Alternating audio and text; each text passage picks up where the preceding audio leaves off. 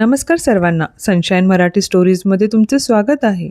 पुनर्विवाह भाग 12.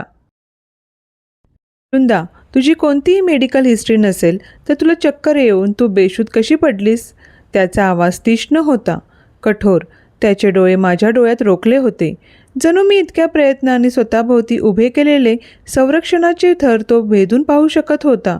माझा घसा कोरडा पडला. माझे हात मांडीवर हलकेच थरथरू लागले, पण ब्लँकेट खाली असल्यामुळे त्यातले दिसत नव्हते. मी त्याला कसं सांगू? माझ्या मनात बंद करून ठेवलेलं सत्य त्याला कसं सांगू? माझं शरीर ज्या वेगाने खचत होतं त्या वेदनेला माझं मन कसं सामोरं जात होतं? मी खाली पाहिलं आणि माझा आवाज स्थिर ठेवण्याचा प्रयत्न केला. काही नाही, फक्त अशक्तपणा. मी नीट जेवले नव्हते, एवढंच. अर्ध सत्य, पण निदान पूर्ण सत्य नव्हतं. समर्थला माझ्यावर विश्वास बसायला नाही. त्याने किंचित उपहासाने आवाज काढला आणि बेडवरून मागे सरकला. त्याचा जबडा घट्ट आवळला गेला होता. इतकी निष्काळजी? तो दातांखाली पुटपुटला. मग त्याची नजर सियाकडे वळली, जी अजूनही माझ्या शेजारी झोपली होती. तिची छोटीशी मूठ ब्लँकेटवर वळलेली होती. आणि तेव्हाच त्याचा आवाज आणखीन खाली गेला, अधिक थंड. तू बेशुद्ध असताना सियाचं काहीतरी झालं असतं तर? त्याच्या शब्दाचं ओझं माझ्या छातीत आरपार उतरलं. मी डोळे मिटले आणि पुन्हा डोळ्यात येऊ पाहणारे अश्रू रोखून धरले. मी स्वतःला हा प्रश्न आधी 100 वेळा विचारला होता आणि त्यासाठी मी स्वतःचाच तिरस्कार केला होता. मला माफ कर, मी कुजबुजले. माझा आवाज श्वासापेक्षाही हलका होता. त्याने उत्तर दिलं नाही. त्यानंतर पसरलेली शांतता अजिबात दिलासा देणारी नव्हती. ती खूप मोठी होती, जणू शिक्षा देत होती. आणि कसं कोण जाणे, मला वाटत होतं की मी त्याला पात्र होते. आणि मग तो निघून गेला. दरवाजा त्याच्या मागे बंद झाला आणि त्या आवाजासोबतच माझ्या आत काहीतरी तुटलं. मी हलले नाही, श्वासही घेतला नाही. मी तेथेच अगदी स्थिर बसून राहिले. माझी नजर माझ्या मुलीच्या झोपलेल्या शरीरावर खेळलेली होती. माझी छोटीशी सिया, माझी बेटू. तिच्या छोट्याशा मुठी छातीजवळ वळलेल्या होत्या. श्वास घेताना तिचे ओठ अलगद उघड बंद होत होते. आता ती शांतपणे झोपली होती, पण ती किती रडली होती हे मला माहीत होतं.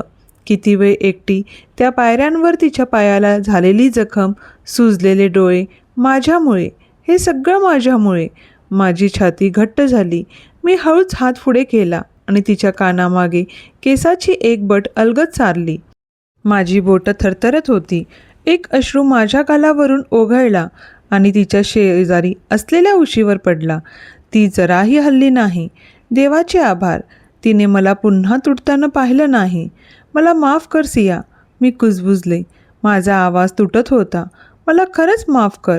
आपलं मूल रक्तबंबाळ होत असताना जग विसरणारी आई कशी काय असू शकते? आपल्या मुलीला तासनतास रडायला लावणारी आई कशी काय असू शकते? बेशुद्ध पडण्याच्या भीतीशिवाय साधं सरळ उभंही राहता न येणारी आई कशी काय असू शकते? हे तू पात्र असलेलं आयुष्य नाही. तू याहून चांगल्याची पात्र आहेस. तू अशा आईची पात्र आहेस जी तुझ्यासोबत अंतहीन खेळ खेळू शकेल, तुझ्यासोबत हसू शकेल, तुला हवेत उंच उचलून घेऊ शकेल, जागं राहण्यासाठी संघर्ष न करता तुझ्या प्रत्येक दुखापतीवर प्रेमाने फुंकर घालू शकेल. माझ्यासारखी नाही, कमकुवत, अपयशी, तुटलेली. माझ्या हाताने ब्लँकेट घट्ट पकडलं. माझ्या छातीत जाणवणारं ओझं आता ते फक्त आजारपणाचं नव्हतं, ते अपराधीपणाचं होतं आणि ते मला आतून पोखरत होतं. मी अधिक काळजी घ्यायला हवी होती. मी अधिक मजबूत राहायला हवं होतं. नाही, मी तुझ्या आयुष्यात कधीच आले नसते तर बरं झालं असतं. कारण मी आल्यापासून वेदना माझ्या मागेच येत राहिल्या. समरचा राग चुकीचा नव्हता. त्याचे शब्द कितीही कठोर असले तरी पूर्णपणे चुकीचे नव्हते. आज सियाला काही झालं असतं तर मी ते सहन करू शकले नसते. तो विचारच माझ्या अंगावर हजारो सुरी फिरवल्यासारखा वाटला. आणि तरीही मी अजून येथेच आहे, या घरात. माझं स्थान असल्यासारखं राहत आहे, जरी माझं स्थान येथे नाही. मी फक्त एक टिकटिक करणाऱ्या घड्याळासारखे आहे, क्षण मोजत. मी ठीक असल्याचं भासवत. पण सत्य, मी घाबरले आहे. मी खूप घाबरले आहे.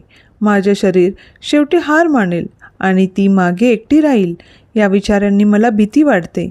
रात्र खूप जड होती, आवाजामुळे नाही तर शांततेमुळे. अशी शांतता जी कोणत्याही वादापेक्षाही मोठ्याने ओरडत असल्यासारखी वाटत होती. वृंदा बेडच्या शेजारी जमिनीवर पाय दुमडून बसली होती. रडल्यामुळे तिचे डोळे अजूनही सुजलेले होते. घर झोपले होते. सिया झोपली होती, पण वृंदा झोपली नव्हती. झोप तिच्यापासून केव्हाच दूर गेली होती. थरथरणाऱ्या हाताने तिने तिची छोटीशी डायरी उघडली.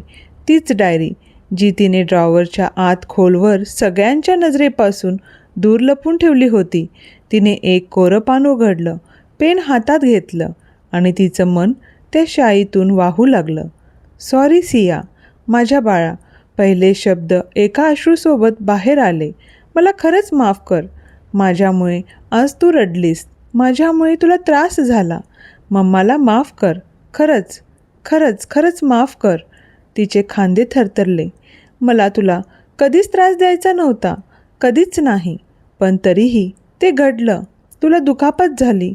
तू एकटी होतीस आणि तुला जवळ घेण्यासाठी मी तेथे नव्हते. मी तुला ते कधीच पाहू द्यायला नको होतं. तुला अशा प्रकारे कधीच रडू द्यायला नको होतं. पण मी काय करू बाळा. मम्मा कमकुवत आहे. स्वतःच्या इच्छेने नाही, पण तरीही कमकुवत आहे. ती थांबली. तिच्या बोटांमध्ये पेन थरथरत होतं. आज तू खूप रडलीस आणि मी तुझे अश्रू थांबू शकले नाही. आईने असं करायला नको ना. पण मी अपयशी ठरले. कृपया मला माफ कर. बेटा, एक दिवस जेव्हा तू मोठी होशील आणि हे कधी वाचशील तेव्हा एवढंच लक्षात ठेव. तुझ्या मम्माला तुला कधीच त्रास द्यायचा नव्हता. साधं खरचटलं सुद्धा तरी नाही. पण नकळत माझ्याकडून ते झालं. तिने हळूहळू पेन खाली ठेवलं आणि तिच्या घशातून बाहेर पडणारा हुंदका रोखण्यासाठी तोंडावर हात ठेवला. तिने डायरी घट्ट पकडून ठेवली. जणू तीच एक अशी जागा होती जिथे तिला मन मोकळं करून तुटून पडण्याची परवानगी होती. पेन तिच्या बोटातून निसटलं. तिचे खांदे थरथरले. डायरी आता तिच्या छातीशी घट्ट चिकटलेली होती. जणू तीच तिचा शेवटचा आधार आणि तिचं एकमेव सत्य होतं. सियाचा मंद श्वास बेडवरून ऐकू येत होता. मऊ आणि स्थिर. काही फूट अंतरावर शांतपणे सुरू असलेल्या वादळापासून पूर्णपणे अनभिज्ञ. आणि मग रात्रीच्या त्या मृत शांततेत वृंदा तुटून पडली. तिने छताकडे पाहिलं. तिचे डोळे लाल झाले होते. तिचा आवाज घशातून कसाबसा बाहेर पडत होता. कर्कश, नाजूक, पण असह्य दुखाने भरलेला. कृपया कृपया तिला माझ्यापासून दूर ठेवा. तिने कुणालाही उद्देशून हे म्हटलं नव्हतं. देवालाही नाही, भिंतींनाही नाही, फक्त त्या रिकामेपणाला. तिचा आवाज थरथरत होता. क्वचित ऐकू येणाऱ्या कुजबुजी इतका मंद, पण शांतता भेदून जाण्या इतका तीक्ष्ण. तिला फक्त दुखापत होईल. तिला माझ्यापासून दूर राहण्याची सवय लावावी लागेल. तिचे शब्द तेथेच थांबले. तिचा श्वास अडखळला. घसा आवळल्यासारखा झाला. अश्रू पुन्हा ओघळू लागले आणि तिची दृष्टी धूसर झाली. तिने ओठ चावले आणि स्वतःच्या सत्यापासून लपता येईल अशा प्रकारे स्वतःला आकसून घेतलं. तिला कॉरिडॉरमधला हलकासा आवाज जाणवला नाही. तिला दरवाजाजवळची सावलीही दिसली नाही. तिच्याशी संबंधित नसलेला तो अचानक आलेला तीव्र श्वासही तिला जाणवला नाही. ती हे शब्द बोलली याची तिला कल्पनाही नव्हती की कोणीतरी तिच्यावर नजर ठेवून होतं. समर्थ, मी काही कामासाठी बाहेर गेलो होतो. काही गोष्टी प्रलंबित होत्या आणि त्यांच्याकडे माझं तातडीने लक्ष देणं गरजेचं होतं. पण मी काम करत असतानाही माझं मन शांत नव्हतं. तिचे शब्द सतत माझ्या कानात घुमत होते. मी तिला विचारलं होतं, तिची काही मेडिकल हिस्ट्री आहे का? तिने स्पष्टपणे नकार दिला. पण तिच्या चेहऱ्यावरचं काहीतरी, तिच्या आवाजातली थरथर, तिची बोटं त्या ज्या प्रकारे सतत अस्वस्थपणे हलत होती, ती खोटं बोलत होती. मी मूर्ख नाही खोटं बोलणाऱ्या व्यक्तीला ओळखण्यासाठी. मी पुरेसे खोटारडे पाहिले आहेत. पण तरीही मी तिच्यावर दबाव टाकला नाही. आधीच घडलेल्या सगळ्या गोष्टींनंतर मला आणखीन नाटक हाताळण्याच्या मनस्थितीत नव्हतं. माझ्या मनाला शांतता हवी होती, म्हणून मी निघून गेलो. आता घरी परतताना रात्रीच्या शांततेत बुडालेली ती हवेली. मी शांतपणे माझ्या खोलीकडे निघालो. माझी पावलं नेहमीपेक्षा हळू होती, कारण आजच्या दिवशीचं ओझं नेहमीपेक्षा जास्त जड वाटत होतं. मी दरवाजाची कडी वळवली.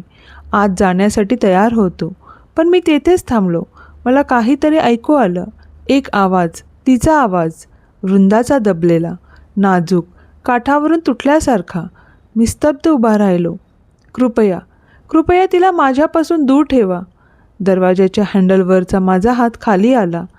तिचा आवाज रागावलेला नव्हता, तो कटूही नव्हता, तो तुटलेला होता. तिच्या बोलण्यातून मला जाणवलं की ती सियाला माझ्यापासून दूर ठेवण्याबद्दल आणि तिला माझ्यामुळे त्रास होऊ नये याबद्दल बोलत होती. माझा श्वास अडखळला. ती नेमकं काय बोलत होती? मी दरवाजापासून मागे सरकलो. अचानक मला स्वतःबद्दलच खात्री वाटेनाशी झाली. माझ्या आत काहीतरी ज्याला मी नाव देऊ शकत नव्हतो. माझ्या छातीत घट आवळलं गेलं. ती असं का बोलत होती? मी आत गेलो नाही. माझ्याकडून ते शक्यच झालं नाही. त्याऐवजी मी कॉरिडॉरमध्ये स्तब्ध उभा राहिलो. असा एक क्षण न बोलता पाहत होतो, जो मी कधीच ऐकायला नको होता, पण जो माझ्या कल्पनेपेक्षा कितीतरी जास्त काळ माझ्या मनात राहणार होता. मी तेथेच उभा राहिलो, स्तब्ध. तिला माझ्या आसपास राहण्याची सवय सोडावी लागेल. तो एकच वाक्य माझ्या कानात पुन्हा पुन्हा घुमत राहिला. तिला त्यातून नेमकं काय म्हणायचं होतं? ती काय लपवत होती? माझे पाय हलत नव्हते. माझ्या मेंदूने नीट विचार करणेच नाकारले होते. स्वतःच्या नियंत्रणाचा आणि प्रत्येक गोष्टीचा हिशोब ठेवण्याचा अभिमान असलेल्या माझ्यासारख्या माणसाची अवस्था अशी झाली होती की मी त्या दाराबाहेर एखाद्या मूर्खासारखा उभा होतो. पुढे काय करायचं हेच कळत नव्हतं. पण शेवटी मी हललो. मी हळूच दार उघडलं आणि सावधपणे आत पाऊल टाकलं. आणि माझ्यासमोर जे दृश्य होतं ते हिंसक नव्हतं, ते मोठ्या आवाजाचं नव्हतं, ते शांत होतं, खूपच शांत. वृंदा झोपली होती किंवा कदाचित थकव्यामुळे बेशुद्धच झाली असावी. तिचं शरीर किंचित एका बाजूला वाकलेलं होतं. तिचा हात संरक्षकपणे सियावर ठेवलेला होता. सिया तिच्या आईच्या हाताखाली अर्धी गुंडाळलेली होती. तिचा अंगठा तिच्या ओठाजवळ होता आणि ती आधीच निरागस स्वप्नांच्या जगात हरवली होती. पण वृंदा, तिचा चेहरा, झोपेतसुद्धा तिचा चेहरा खचलेला दिसत होता, अश्रूंनी भरलेला, इतका थकलेला की कोणतीही झोप तो थकवा दूर करू शकणार नव्हता. मी तेथे उभा राहून त्या दोघींकडे पाहत होतो, इतक्या नाजूक, इतक्या अनभिज्ञ. माझ्या आत काहीतरी अस्वस्थपणे हललं. मी जवळ गेलो. माझे डोळे सगळीकडे पाहत होते आणि शेवटी माझी नजर बाजूच्या टेबलवर थांबली. औषधं, गोळ्यांच्या पट्ट्या, अर्ध्या भरलेल्या, आणि आज डॉक्टरांनी लिहून दिलेल्या त्या नव्हत्या. भुया आठ्या पडल्या. मी हळूच हात पुढे केला आणि त्यातील एक गोळी उचलली. नाव ते ओळखीचं नव्हतं. खरं तर टेबलवरच्या एकाही गोळीचं नाव डॉक्टरांनी दिलेल्या यादीशी जुळत नव्हतं. माझ्या मणक्यातून एक विचित्र भावना सरकली. या गोळ्या नक्की काय आहेत? मी माझा फोन बाहेर काढला, फ्लॅशलाईट सुरू केली आणि ती गोळींची पट्टी प्रकाशाखाली धरली. माझा अंगठा त्या नावावर थांबला. एक एक करून मी त्या नावांचा गुगलवर शोध घेऊ लागलो. प्रत्येक निकाल आधीच्या निकालापेक्षा अधिक धक्कादायक होता. हृदयाशी संबंधित औषध, हृदयाशी संबंधित गंभीर स्थिती, हृदयांच्या स्नायूची कमजोरी, दुष्परिणाम, चक्कर येणे, शुद्ध हरपणे, थकवा, श्वास घेण्यास त्रास. मी एक पाऊल मागे सरकलो. हृदय जोरात धडधडत होतं. नक्की काय चाललं होतं? माझी नजर पुन्हा वृंदाकडे गेली. ती शांतपणे झोपली होती, पण अचानक मला फक्त त्या सगळ्या खुणाच दिसू लागल्या. ती वारंवार अशक्त होणे आणि मग तिचा आवाज पुन्हा माझ्या कानात घुमला. कारण जर मी ह्या सगळ्या गोष्टी एकमेकांशी जोडल्या जाऊ लागल्या आणि मी तेथेच उभा राहिलो, स्तब्ध, स्थिर. आता राग उरला नव्हता, फक्त मन भरून आलं होतं. समर तेथेच उभा होता, निश्चल. त्याच्या हातात गोळ्यांची एक पट्टी घट्ट पकडलेली होती आणि त्याच्या फोनच्या स्क्रीनवर अजूनही शोधाचे निकाल मंद प्रकाशात दिसत होते. पण त्याचे डोळे ते मात्र तेथेच खेळले होते, तिच्यावर, वृंदावर, शांतपणे झोपलेली, जवळजवळ खूपच शांत. सिया तिच्या बाहुपाशात थोडीशी हलली.